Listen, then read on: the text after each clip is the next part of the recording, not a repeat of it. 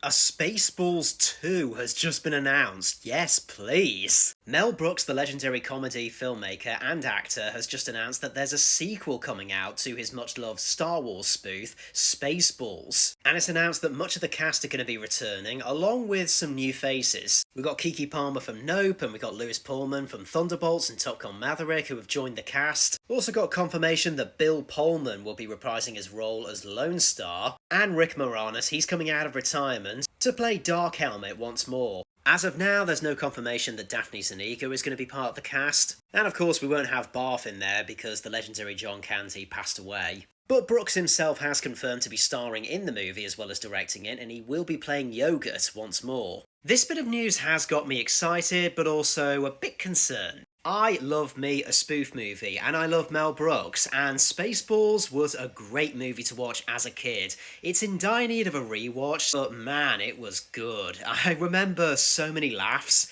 and so many great iconic scenes, like the Now Now scene. Funny, she doesn't look Jewish. And Brooks is really doing his generation proud. I mean, we're seeing so many greats from the golden era of Hollywood, like Clint Eastwood or Dick Van Dyke, who are well into their old age, and they're still active in the industry. It's a concern though, because let's get to the obvious. Brooks is 98 currently, 98 years old, and this movie is coming out 2 years from now. He's going to be 100 when this comes out. Now, of course, these days, age is just a number, and if Dick Van Dyke is still leaping around doing exercises at age 1,000,000, then Brooks can do whatever the hell he wants. So I do wish him all the health in the world, but there's also a concern with Josh Gad being on the project. Josh Gad is co-writing the movie, and he's kind of an iffy comedic force, really. Like, sometimes he's good, other times he's that. You also can never really tell in this day and age if the comedy of that generation is going to live up to this generation,